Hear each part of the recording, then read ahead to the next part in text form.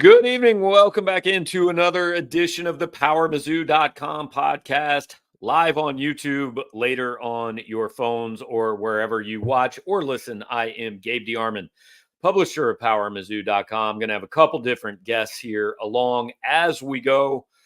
But this is State of the Tigers, brought to you as it is every single Monday night by James Carlton, the president and founding member of the Brady Cook as Mizzou's quarterback and savior fan club. James does not know that's his title. I gave that to him, but he did tell me on the radio this morning he has always been a Brady Cook apologist, so I don't think that he will mind. James also, in his spare time, away from being the Brady Cook fan club president, is an insurance agent at State Farm in Webster Grove. So you can get a hold of him at carltoninsurance.net. Give him a call at 314-961-4800. Somebody from James's office and his fine team will talk to you, give you the best deal they can give you on your insurance rates. If they give you a quote, you tell them you heard about them here on Power Mizzou. They'll donate to the NIL efforts, and you can get more players that James is a big fan of on your favorite college football team. So we encourage everybody to do that. Thanks, James, for hosting. And we will. This is usually Jarod Hamilton's hour, and it'll be Jarod Hamilton's like 40 minutes because we had to get Sean Williams on. And Sean, sorry, man, we had to put you back to work. It's getting to be that time of year. We got to talk a little recruiting on these things.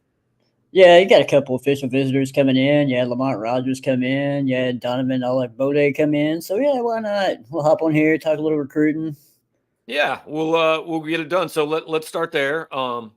This is everybody learned why the most important word to use when you cover recruiting is expected or anticipated. Because, news came out on I think it was Thursday, maybe. Hey, Lamont Rogers is visiting. So, we confirmed, yeah, that's expected, all that. And then I go down on the field and I'm looking around and I see a lot of guys. See Dakota Terrell, see Toby Hastrup. I don't know if I'm pronouncing his name right. He's good. See Jack Lang, see Evan Goodwin, see a lot of these guys that we'd said were coming. And in my head, I'm thinking 6'7", 340. Like, this dude should be pretty easy to find, and I can't find him.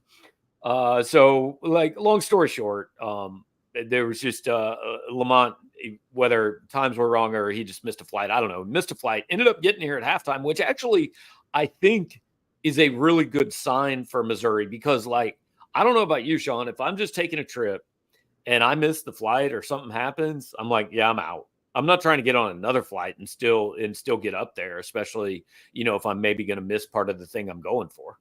Yeah, I've heard a lot of official visits go that way, especially late in the process. Hey, he didn't make the flight. He's not coming, So Yep. The fact that he, maybe he missed the time and missed the flight and hopped on one and got there at halftime, even better. And, he got to see the best half of the game, so Right. Most exciting half. So, yeah, I mean, the fact that he still took time to make it a point to get up there, and obviously, we said he stayed overnight, so he was there, stayed overnight, stayed Sunday too. So, got to spend some quality time again back on Missouri's campus, and got to see a half of the game. It was a really exciting game. The Brady Cook game. Michael Jordan has the flu game.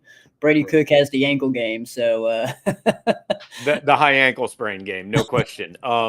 And look, I actually did talk to somebody that I was kind of telling about this Rogers thing, somebody else that covers recruiting, and they said, man, this is happening a lot. And like, honestly, in this case, like, he ended up coming. So it was just a missed flight. Like, there wasn't, but like, this apparently is happening with kids all over the country. Just like, yeah, they have the ticket and all that, and they just don't go. Yeah. That would bother me, but hey, I guess that's the cost of doing business, right? You just understand, hey, we bought a $400 plane ticket and maybe it won't be used. The thing, it's really important to get Lamont on campus. Obviously, he just became a 5-star prospect on 247 Sports. So, so obviously, kind of a crown jewel of the class, and getting him back on campus is big. A lot of chatter about A&M possibly flipping him, and this is like we said during the summer whenever he committed, this is gonna be one of those things you got to watch till the end. Missouri's got to keep recruiting him. And it's going to be a storyline revolving around him until he signs somewhere, whether that's Missouri or somewhere else. So. But to get him back on campus, obviously, is a big thing. He's been to A&M twice for 2 games, and obviously the last one he was at was the one. Not a great one, yeah. Not a great one because A&M beat Missouri pretty handily. So to get back at Missouri and make the conceded effort to get up there, and even though he watched a half of a game, but to be able to stay overnight and just kind of spend some time with the coaches and players. I know I caught up with Jack Lang, and he said he hung out with Rogers in the players' lounge after the game, and said he was hanging out a lot with Coach Jones whenever he left. So it seemed like he was having a good time. Obviously Lang, he's going to be a little bit more, favoritism to Missouri, but he says, he doesn't think he's going to go anywhere else, but we'll see how that goes. Well, and look, I've always said, you'd always rather get a kid and try to hang on to him than not get him and try to flip him. That's no guarantee. Look, there was a lot of buzz, but tell me if you disagree. I mean, I think every day you get further away from that game and that visit that he didn't flip is, I mean, you feel good about that. That doesn't necessarily guarantee anything. We've always said you're not going to know for sure till like December 19th or whatever the day is, but the longer it goes this way, the better it is for Missouri. Yeah, no doubt. I mean, we're looking right now, and we'll probably talk about some of this, here in a minute. But Missouri's trying to flip some kids right now, and flipping kids is hard to do, man. Because just like you said, a lot of these kids have been committed to a school since the summer. They know, they've already got established relationship with these coaching staffs. And, in a lot of cases, Missouri, and other schools trying to flip kids, they just kind of come in kind of mid-season and, midway through their senior season and try to build a relationship with these guys. So, some cases it's not that way, but most cases it is. So, it's hard to do, Hey, in the NIL era, I bet it's a lot easier to build relationships. Well, yeah. I mean, it just depends on build a relationship with Mr. Franklin and you can come play school here. Well, how big's the suitcase? Exactly. So, all right. A lot of committed kids in town, like you said, Donovan Alubade was here and all that. And that's good. I mean, I think it's a good sign he was here. You want him on your campus because, he's not on another campus, but, the two, well, one of the official visitors was committed, Dakota Terrell.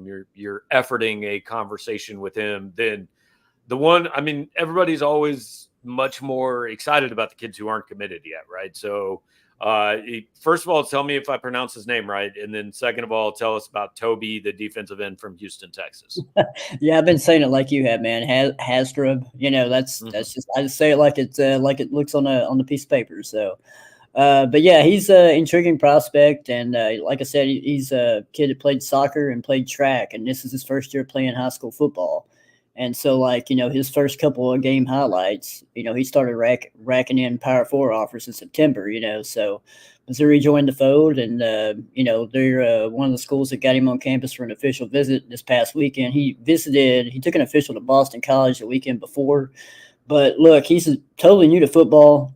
Totally new to this recruiting process. A lot of schools have come in and offered him. I kind of see this going a long way, just because this whole thing's relatively new to him. He's got a lot of official visits lined up the rest of the month and into November. So I think he's going to visit a lot of all these places. And I think LSU is, offered him. Michigan's offered him. So I think his official visit schedule is probably going to switch around a little bit too the rest of the way. And he's going to, I think he's got Ole Miss, Florida State, and some other schools he's going to visit. Texas Tech and Virginia, yeah. Texas Tech, Virginia. So I can see that schedule kind of changing and switching up a little bit. But I kind of get the sense that since this is first year playing football, it's all new. I think that recruitment process will go to signing day. So I got to be honest, man. That kind of makes me mad that this kid people, hey, I'm just going to try this football thing. Hey, you're a 4-star and you have 17 offers and 6 official visits. Some of us did not win the genetic lottery, man. Yeah. I mean, kudos to whoever convinced him. Whoever did. Yeah. Good for him though. That's awesome, man. Right. And kid that's going to get somewhere. And look, I saw him, and he every bit has the look of an SEC football player, no question. Somebody will get him on campus and do something with him. So, a lot of 2026 kids, I know you talked to Jacob Washington, a wide receiver from Illinois. That story's on the side. Evan Goodwin, an offensive lineman. Zachary Washington. What did I call him? Jacob Washington. Jacob Washington's the 2025 receiver. Isn't he? Yeah. All right. Pretty soon their entire receiving core is going to be named Washington. So, Washington, Madison, they need to get an Adams in there. Yep. Yeah. Old school presidents. But yeah, I mean, we're getting pretty low, I think, on the number of 2025 official visitors. I assume, they'll have another game. Really, Oklahoma, I assume they'll bring some kids in, but then that Arkansas game is 2 days after Thanksgiving. I mean, I think we're really down to only one probably big in-season visit weekend. Yeah, I think the Oklahoma game, November 9th, that weekend is probably going to be your next, if they want to try to get some kids in and they're trying to flip kids, that's probably the official visit weekend. They're going to try to get some kids in. I know I talked to, speaking of wide receivers in this class, I mentioned Jacob Washington. That's a guy they're trying to flip. He's currently committed to Michigan. He took an official to Missouri over the summer, so he's very familiar with the staff and everything already. But, LeBron Hill, the former Purdue commit, he's said he's going to come in for a visit that weekend. Whether that's an unofficial or an official, we'll figure it out. But that's another kid they're trying to get. And they're also trying to flip Jamar Browder, who's a NC State wide receiver commit too. So it's, those are like kind of your wide receiver options. But, yeah, I think that November 9th weekend when they play Oklahoma is going to be a big one because, I think about everybody I've talked to has said, yeah, I'm coming in on the 9th. So yeah. And then they're after another running back in this class, we know, another tight end in this class, we know, and we've identified some of those targets on the message board and all that. But that kind of looks like, one more guy at every offensive skill position, but that kind of seems like mostly it, other than maybe Hastrip or, another edge rusher. Yeah, it looks like you mentioned, another running back, another wide receiver, another tight end, which Jeremiah Jones. He's been on campus a couple times.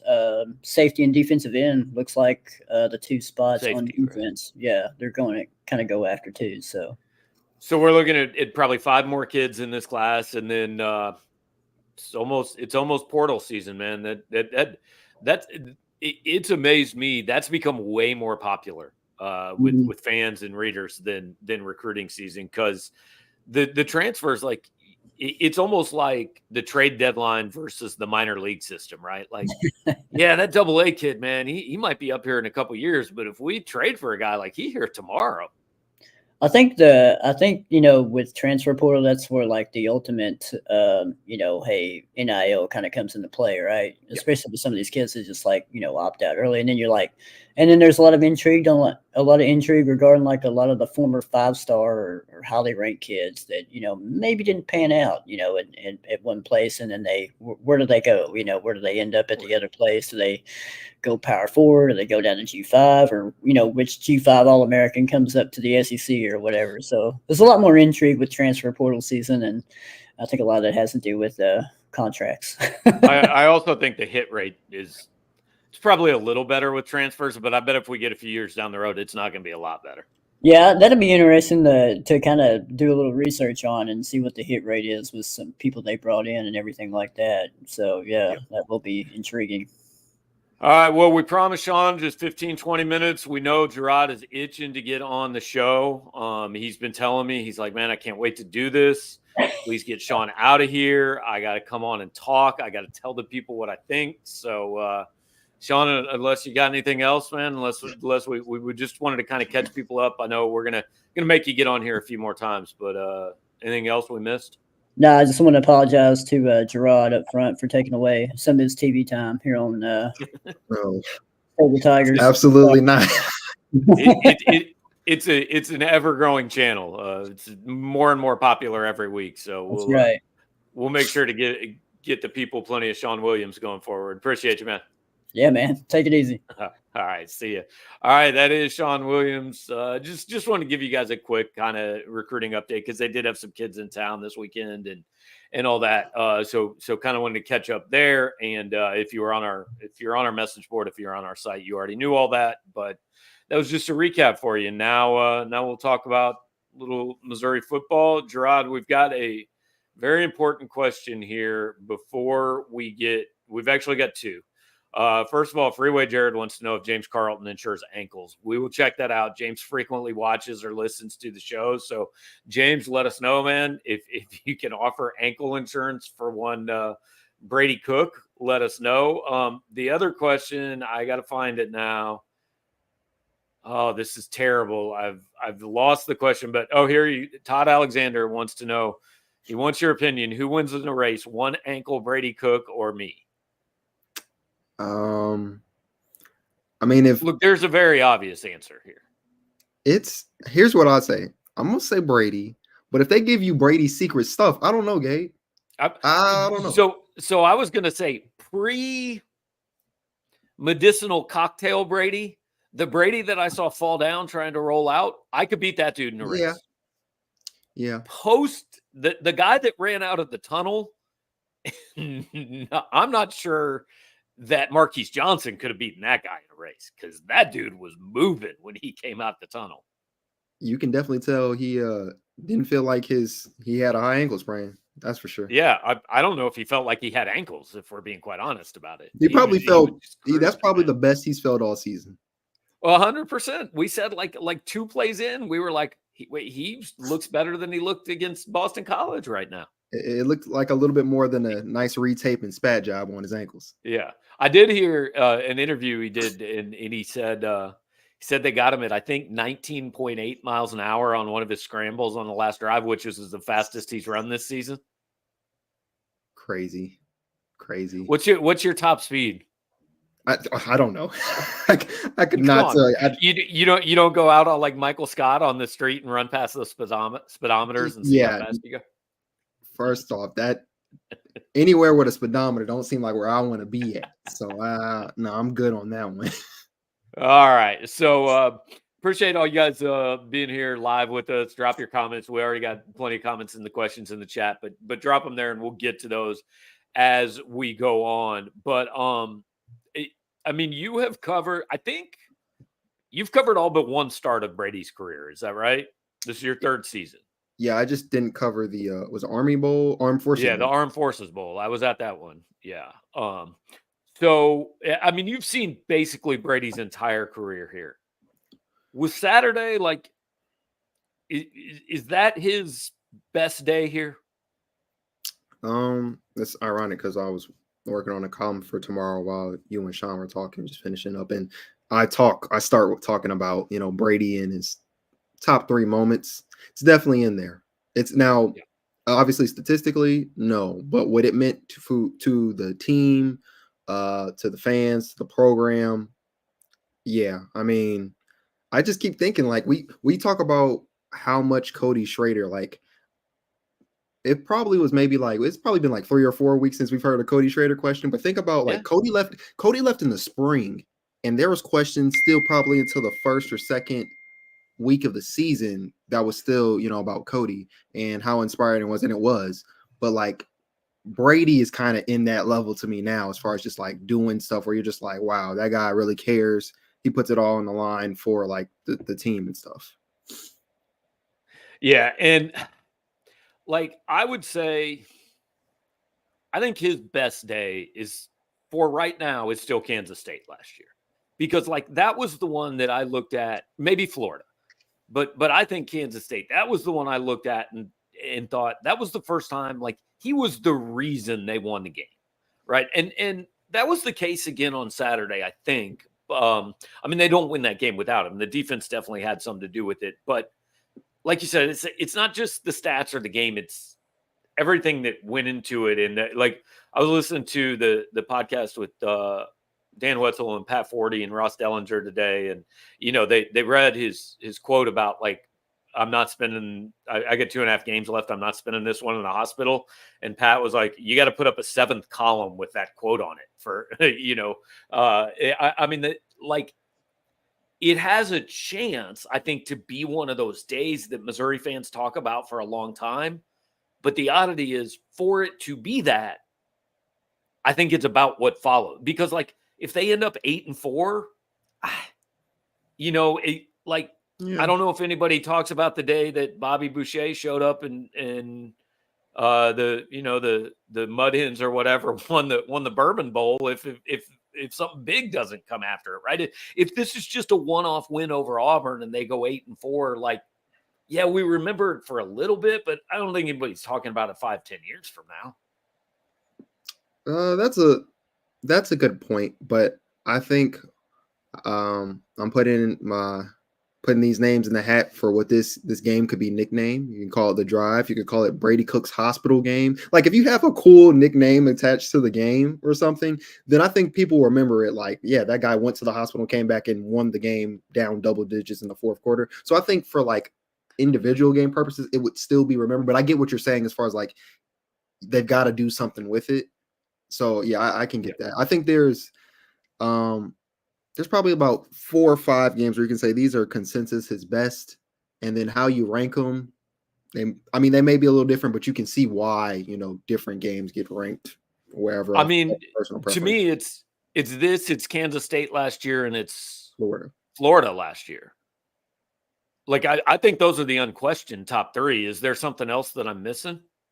Because like the Cotton Bowl, dude, they were awful on offense for most of that game. No. I mean, they were horrible on offense. So here's the thing about Saturday to me. Brady played 5 drives, and they scored 18 points. Like, if Brady Cook plays that entire game, what's the final score? So score is 21-17. I'm still probably going maybe like high as 27-20. I think what got them going was his courage and bravery. I don't know if you can necessarily say they were going to do that just because. But he looked good on that first drive, man. Yeah, it was. Like he led them down the field. They stalled out in the red zone, but they only stalled out in the red zone after he screwed up his ankle, and they kept him out there for 3 more plays. I don't know if it was enough of a sample size for me to say what that could have been, but yeah, it was a all right drive to get them at least start with some points, because obviously they've struggled at times getting some points. So, I mean, I can see that point of view of like, how much do they put up, but also like, I really think him coming out of the tunnel, coming in at the end of the third quarter, throwing that deep shot is what kind of got them going. Even though it was an incomplete pass, they were just like, all right, we're going to try something new. And then plays started happening from there. That's fair. I'm just thinking first drive was 3 points. Second drive, they didn't score. Third drive was 8 points. Fourth drive was the one that started on the 2-yard line and was 3 and out, which actually, like you accurately said, that's the best thing that could happen to him was go 3 and out on that drive. And then the fourth drive was the 95 yards for 7 points. So like he produced points on 3 of the 5 drives he was out there. Like, I legitimately think there's a chance Missouri wins that game by 3 touchdowns if he played the entire game.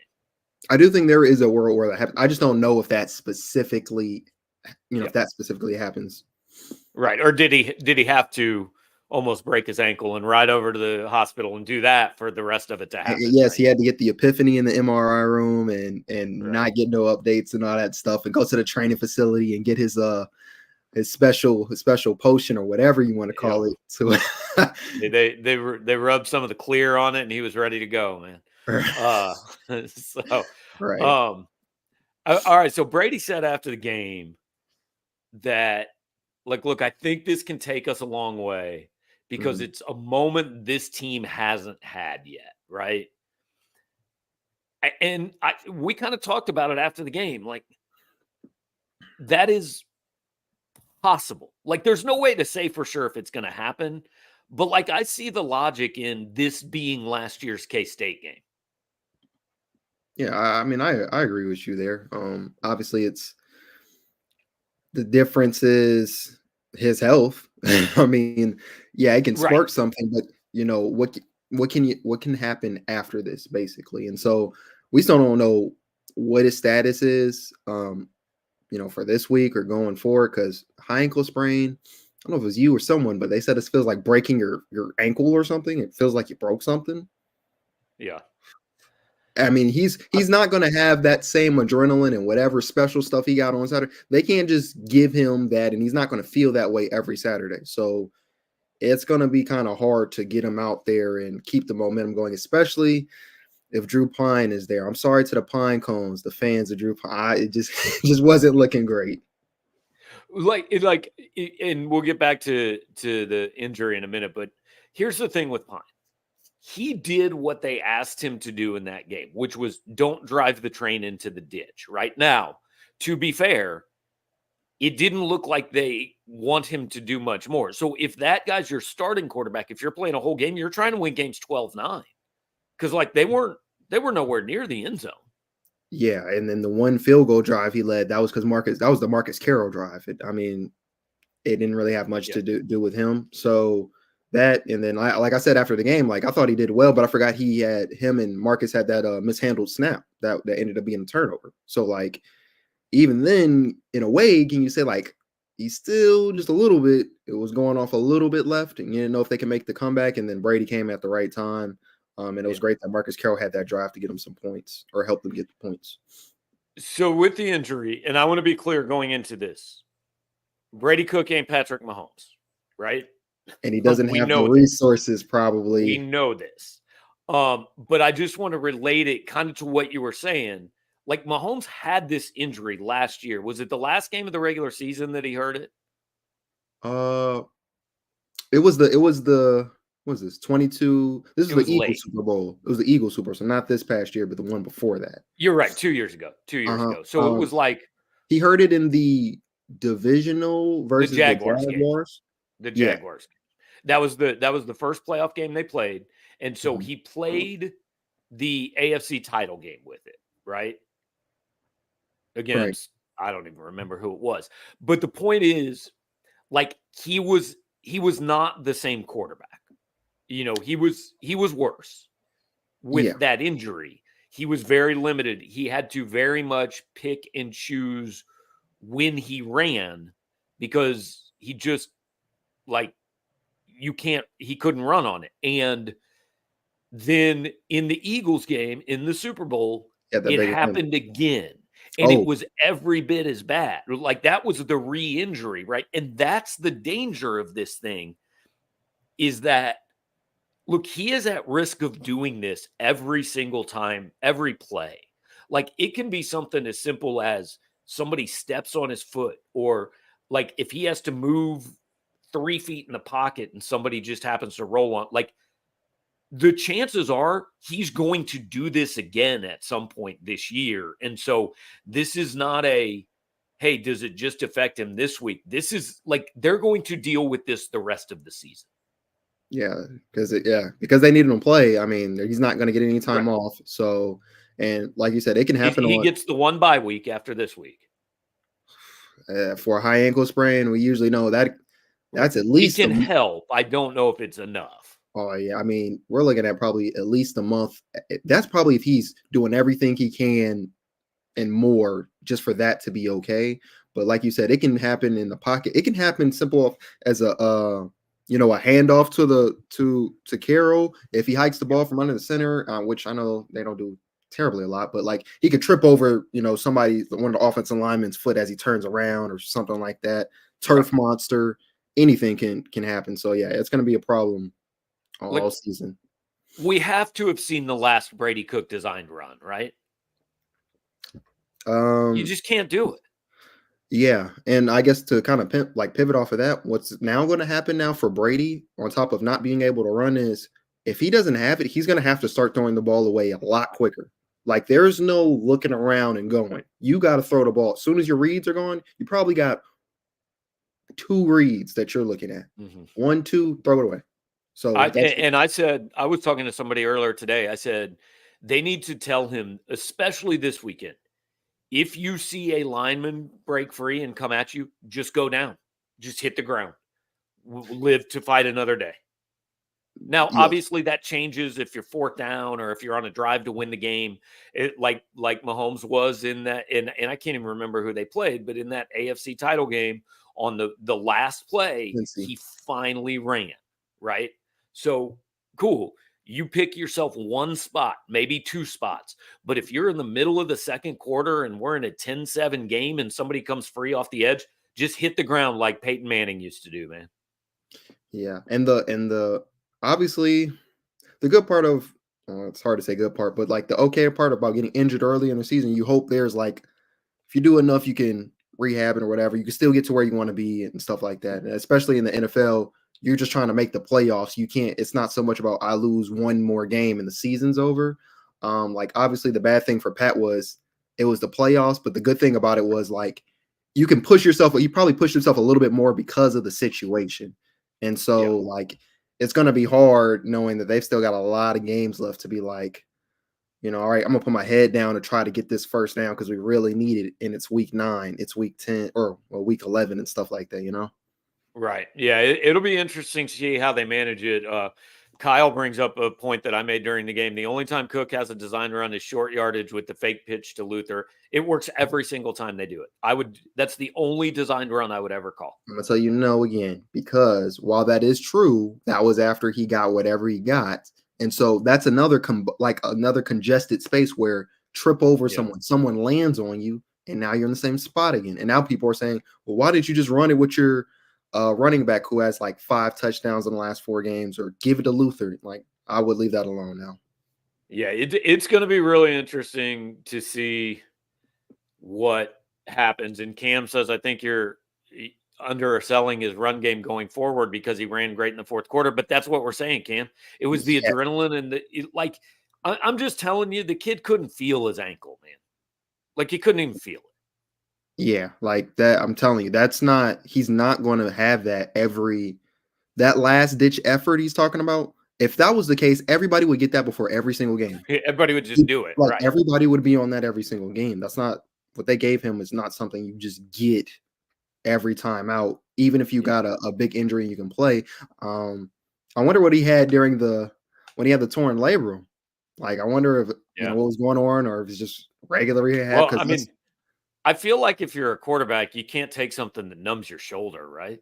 Yeah, that's what I was thinking. You got to feel your arm. Also, a torn labrum is one of those injuries that usually a lot of athletes can play with, because it's one of those injuries. Once it gets to a certain point, you can't really do much more damage, is usually what a doctor tells them, than it already has. So I don't know. All right, so I want to wrap this part up with just saying, and I'll give credit where it's due. I tweeted this earlier. I listened to the Cover 3 podcast this morning, and Tom Fornelli said the opposing team's quarterback was in the hospital and Auburn still couldn't win the damn game.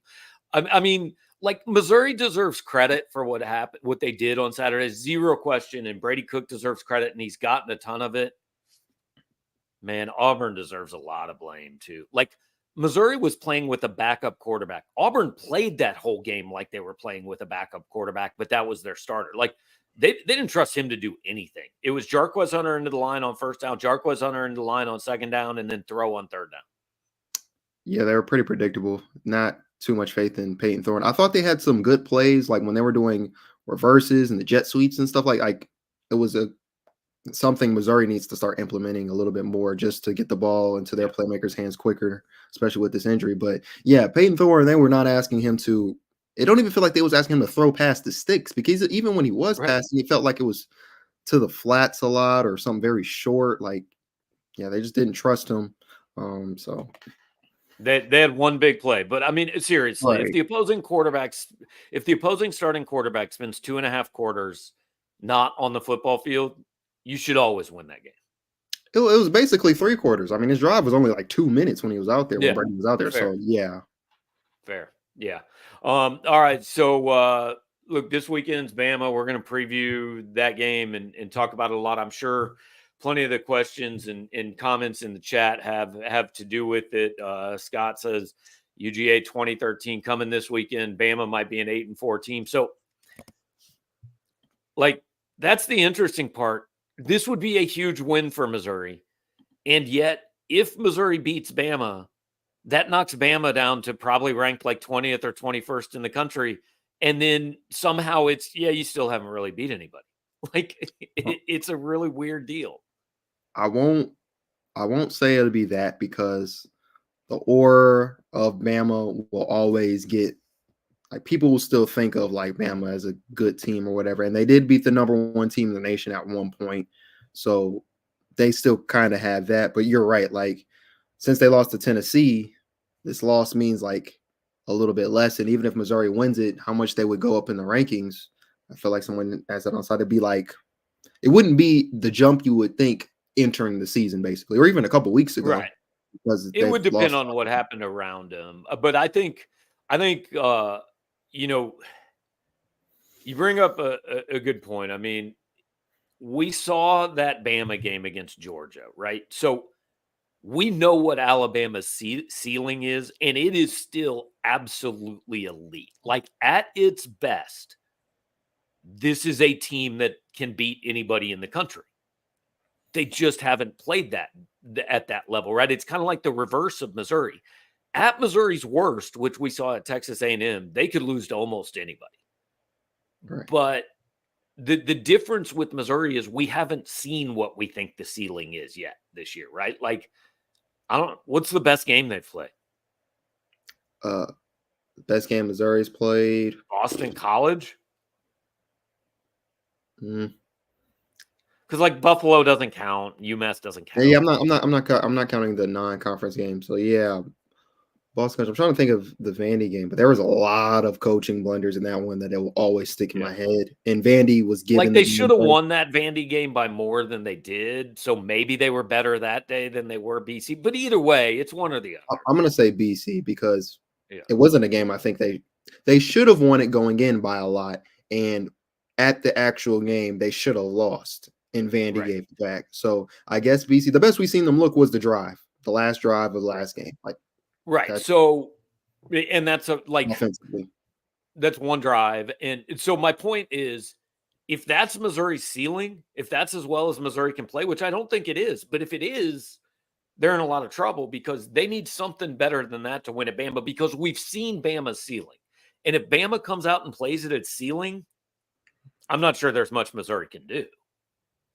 But we've only seen that out of Bama for a half of the entire season.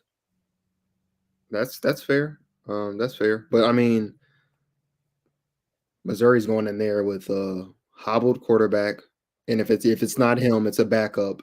They're going to be without a running back. Maybe, I don't know. They could be without a running. I'm not going to say he is because we don't know Nate Noel's status. But I mean, Drink didn't seem the most optimistic in his press conference when he talked about it. He just said he had a foot injury and doesn't know the extent of it. But you may be without him.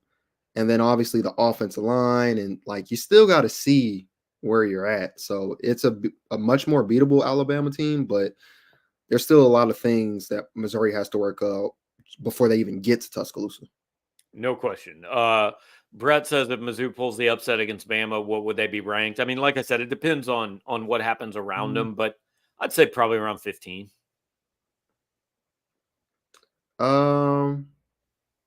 I mean, well, considering they just fell a couple spots, 5-6 spots. They fell again for beating a team. I mean, I'm gonna go like no higher than 17. They're not gonna be that nice. Yeah, and I'd have to look at what other games. And the stuff around them, like you said. Yeah. All right. David Carnell, has Zion Young surpassed Johnny Walker Jr. as the premier pass rush end on the team? I won't go there yet, but he had a hell of a game on Saturday. Really good game. He had best game as a Tiger. I think Eddie Kelly had his best game as a Tiger. Yeah, Johnny Walker's been quiet, and I'm not going to act like I've been focusing on the offensive and defensive lines of every play, every game. So I couldn't tell you exactly why that's the case. But to be honest, they feel like interchangeable, I guess. Like it doesn't seem like clear number one, clear numbers like it. They just seem like starting edges, and I don't know if I can rank one above the other. It feels like it depends on the game and the day. Yep. Why is Mizzou afraid to run the ball? I felt like they ran the ball a decent amount on Saturday. Am I wrong there? It wasn't a lot. It was the running backs, what's that, 14, 19, 20 carries between the running backs. It was 32 carries overall when you add in everybody.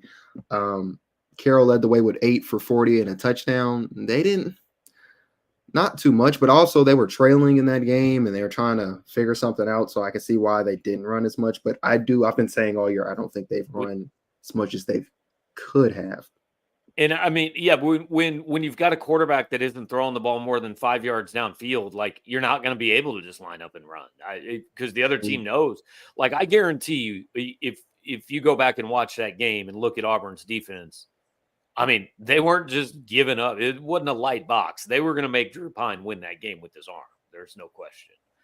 All right. Is it okay to say a little over the halfway mark that the defense has been a strength of the team and has slightly outproduced the offense? I think I absolutely. think that's fair. That's completely fair. And I think that they showed. I still think they're in between Texas A&M and like where they've played some of the non-conference. Like I don't know if they're as good as their stats say, because a lot of their stats are saying they're top this, they're top that, and that's just like I don't know. Like I think they're way better than the Texas A&M game, but I don't know if they're exactly top 15 in all these stats like they say. But I Right. think they're So definitely better right now. they gave up 41 points against A&M. The other 6 games combined, they've given up 68. So they're giving up about 11.2 points a game outside of the big bomb A&M dropped on them. And again, we talked about this weeks ago. Like, I think they only play one more good offensive team. Like, I'll be shocked if they give up more than 17 points to Oklahoma, because I don't think Oklahoma can score more than 17 points. That's fair. It's just the biggest worry. If we're just talking about their competent, how they played against P4 teams, at least once a game, they're giving up a touchdown. Now, Fair. it doesn't help when the offense isn't producing or playing to as well as the standard they set out, because everything looks worse. So it's kind of like a combination. But I do think they've been clearly playing better than the offense has this season. The defensive line was as good as it's looked all year. That's easily. Look, I thought one of the best signs we saw was Corey Flagg got like 75-80% of the snaps at linebacker. I think that's a good thing. Eddie Kelly looked good. I wouldn't hate seeing a little more Williams Nwaneri going forward. Chris McClellan's been good all year. Yeah. So whatever that rotation is, Ja'Kai Lang even. Yeah, he's played well. He's played well, no doubt. Just one bust a game in the secondary, and it keeps costing them 7 points. Like, just minimize that. Just give up 30 yards on that play, not 7 points, They need to start tackling and just taking the interference. But the problem is, they're not even close enough to get the interference. That's what I was going to say. They're not getting beat man to man. They are blowing the coverage, and these guys are 15, 20 yards ahead of them when the ball's thrown. Yeah. All right. So this last question will be a perfect place to kind of transition to what we can in the show talking about. Cam says all offseason we said 10-2 would get us in. What changed so drastically? So I want to be clear. This is related to what I wrote this morning, which is I think Missouri's got to win this weekend to get in the playoff. I think if they lose this weekend, I just don't see a path. The reason is there are 8 SEC teams that can still finish 10-2. Now, not all 8 of them are going to, but like probably 5 of them are. And Missouri's 10-2, it just doesn't stack up to anybody else's. Like, I know how mad fans got all offseason, people talking about the schedule, but guys, it's a real thing. Like, if they lose Saturday, you could go 10-2, and your best win is South Carolina, which might be 6-6, or Vandy. Like, there's a real chance that you are 10-2, and the best win you have all season is a Vanderbilt team that's, I don't know, 7-5. Yeah, and again, stigmas mean things. Enough. Like you beat Oklahoma. I mean, you beat Alabama. No matter how Alabama looks, it's still Alabama. People are going to say this program's right. If your best win is Vandy, no matter how well, unless Vandy goes 10-2 themselves or do something, people are still going to say, but Vandy, like, okay, you beat Vandy. You know what I mean? And Vandy lost to Georgia State. And if they end up 7-5 and lost to Georgia State, and that's your best win, right? You have no leg to stand on. Exactly. So that's crazy that we were saying before this Auburn game that what the last thing they wanted to do was go into Tuscaloosa having to win that game. Crazy thing is they still have to. And now they have to do it with a couple more hurt players, being a little bit more banged up. So because I think if you win this weekend, then you might still be able to drop like if you lose at South Carolina in a close game, look, that might still not get you in, but your chances are better because you can say, look, we've got that Alabama win. right? Yes. If you lose this game, this is your only chance at something that's going to impress the committee. And if you look at all those other teams in the SEC that are going to finish in that 10-win range, they'll have something, right? Like Alabama's already beat Georgia. Tennessee's already beat Alabama. Georgia's beat Texas. Now, oddly, the resume that would be the worst if they end up 10-2 is Texas. If Texas loses another game, they don't really have anything to show anybody. No, although I think Texas resume would still be better than Missouri's. I don't know, man. Who do they? So they beat Michigan. That's their best win right now. Michigan sucks. Michigan does suck, but they did win on the road. I mean, again, what would Missouri's best win be? A home win versus Vandy, or a road win in South Carolina, which frankly I'm not sure is worse than at Michigan. What is Michigan's record right now? They're 4-3. I think South Carolina they'll probably make a bowl game, but it's not a sure thing. Well, then the next thing would be is you won in the big house, or you won. But I don't care. They're not any good. I'm just saying. I feel like stigmas play into these things, but I'm with you. I like Texas. Texas resume would be very close to Missouri's, right? But I don't know if that's a team they. But the point is, if you don't win this game, then. Like last year, Missouri's argument was our 2 losses were really good losses and they were really close losses, right? I mean, that A&M performance was just it's almost like a loss and a half. It was so bad. Yeah. Because nobody else, in addition, like we're talking about all these other teams have a win they can point to. You know what nobody else has on their resume? A 30-point loss. Yeah. And to be honest, a loss that probably should have been a 40. Probably could have been worse, right? So that's the point. It's just you don't have that many opportunities on this schedule, and the first one you had went so badly that, I think you've got to win this game. And now again, hey, go win 10 games, and nobody should say that's a bad season. Like, if it doesn't end in the playoff, it doesn't end in the playoff. But if you go 10-2 and you don't make the playoff because, you scheduled a stupid game against UMass and Boston College isn't any good, hey, stuff happens, man. But you take it would be the 8th 10-win season in school history. Nobody should complain about it. But I understand still that people would be a little disappointed. I think they'd be a disappointed. But, if you get to I haven't looked at it since they've released the 12-team playoff or whatever, so I don't get how the New Year's 6 bowls or whatever. I know some of that's in the playoff. Yeah, they're like the quarterfinals, I think. Okay, because I'm about to say if you got to another New Year's 6 bowl, you could at least say at worst but I get it. That's no, you'd be playing like the ReliaQuest, the Citrus, the Gator, something like that, which is whatever. But the problem is when you win 10 games, it just feels like that is it's a little bit underneath where 10 wins. I think that, look, all this playoff stuff, one way or the other, we're going to know on Sunday whether we can talk about this. Because if Missouri loses this weekend, I don't even think we can talk about it. But if they win, then all of a sudden we go, no, we should be talking about it. Because they should be favored in the rest of the games. Here's my next question to you. If they lose, we start talking about what do they have to play for?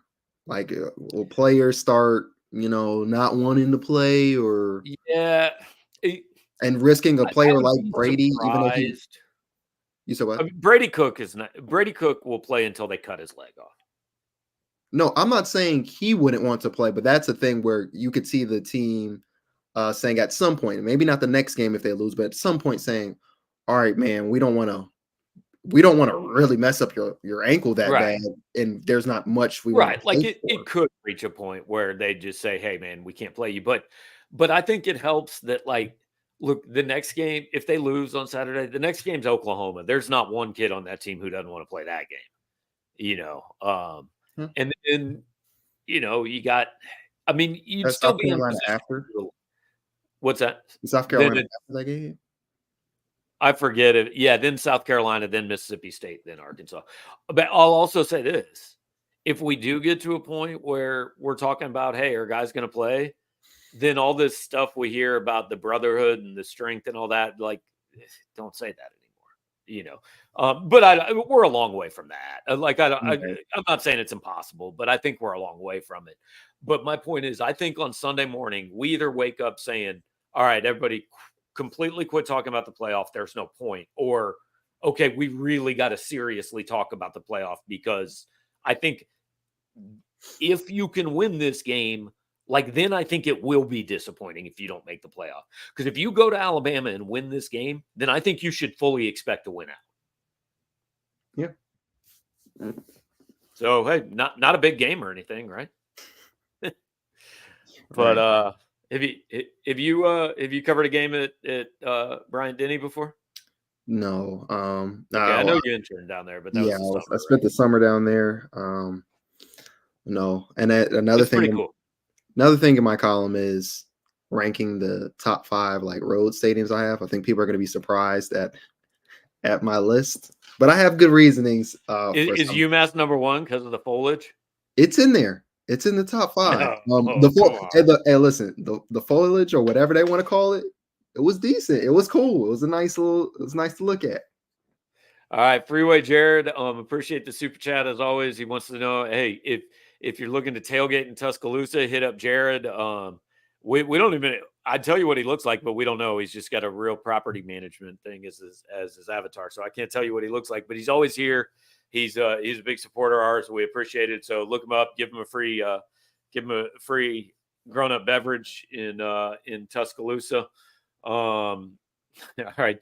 Tad's really going dark here. If we get blown out at Bama, do you see us winning any more games?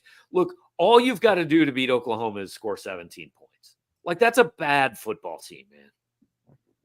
The only thing I keep saying though, is the caveat is it's hard to see so far in the future, even though that's only just 2 games away, because what does Brady look like? How much more banged up is he after the Bama game, whether they win or lose? Can Drew Pine lead them to 17 points? That's kind of my question next. Yeah, maybe. We'll see. So Kyle says Mizzou's 10-2 gets in if Vandy keeps winning, because they'd knock out a lot of other and that's the other thing, right? Some of these other things can happen. Teams are going to lose games. I think there'll be a 3-loss team in the playoff. I'm just saying that there's going to be a lot of teams that are in the mix, and without one of Missouri's 10 being this weekend, I just don't know what Missouri has to hold up to that committee. Right, because I think you put this in your column, Georgia, even if they were a 3-loss team, considering what they've got on their resume, they have a shot again. I don't know who Ole Miss has left. I feel like Ole Miss has Georgia left. So if they get to 10-2, they beat Georgia. Right. So never mind on the 93 part, but yeah, still got a really good game left on their schedule. Yeah. So look, I think this is all, I get why we're talking about it. I get why we talk about it every week. But we'll know Saturday whether we need to talk about it anymore, I think. So Jarod has the travel weekend from hell ahead, but we'll be in Tuscaloosa by Friday at midnight. So he will be there. Connor McLean's going to be there for us. I'm going to be holding down the fort here. We've got stuff lined up all week. Jarod's column is coming tomorrow. Mailbag Wednesday. I don't know. We missing anything? Anything we got to tell the people about? Well, real quick, just somebody can you put up Kyle's comment about UMass being ranked the worst stadium? In my column, my formula for ranking stadiums is how it looks, how the scenery looks around it, the food, and the press box. Now, obviously, yeah, it's not a combination. It's really hard to but find. Hang on, UMass didn't even have food, did they? They had egg, sausage, croissant sandwiches. Okay. I don't think anybody had all 4. I don't even know if anybody had all 3. It just was how did I feel that day when I was there? And some other things that went on during that day that y'all see. I've never seen you as unhappy as you were when you went to get your breakfast in the Auburn press box, and it was stale Whataburger. Oh stale, man, because my Whataburger was not stale, and it was incredible. That was some BS. I'm not gonna lie to you, David. I will see you there. So yeah, I'm ready. So what's a stadium you haven't been to that you want to see? Wish I could go to LSU. LSU and Texas. I've never been. I've never been to LSU. Texas would probably just because Austin, like the city, like I would want to see that. Okay. So Texas and LSU. Okay, my three, LSU, because Missouri only played there one time, and I had somebody cover it. I could not go. I would like to go to Camp Randall in Madison, Wisconsin. Okay. I've heard really cool things about that. Ones. Okay. Yeah. And I would like to see a game at Utah. Seems like a cool scenery. Cool setting out there. Yeah. Well, if we're having ones outside of the conference, it'd either be at Notre Dame or the Rose Bowl. Okay, fair. I've been to Notre Dame. It's well, I just want to underwhelming. Oh, I want to see the touchdown. Campus is cool. Oh yeah, campus is cool. The actual stadium was I don't know. It was more kind of like, yeah, you got to say you've been, but I don't. It was just a stadium. Jason, we'll get back to you on the Power Mizzou float trip, man. We'll see how that goes. Feels like a good place to end it before we get roped into any more group activities. But guys, appreciate you all hanging out. Again, get in touch with our guy James Carlton. You can get him at carltoninsurance.net on the web. You can give him a call at 314-961-4800. Again, James, the best State Farm agent I know, best insurance agent I know, president of the Brady Cook Fan Club, excellent radio host, by far the best radio host that's on the show. I go on every Monday morning in St. Louis. That's all the nice things I can think to say about him. So get in touch with James, see what's going on, get a little money, get a quote from him, tell him you heard about it on Power Mizzou. Thanks for hanging out, guys, and we will talk to you later in the week.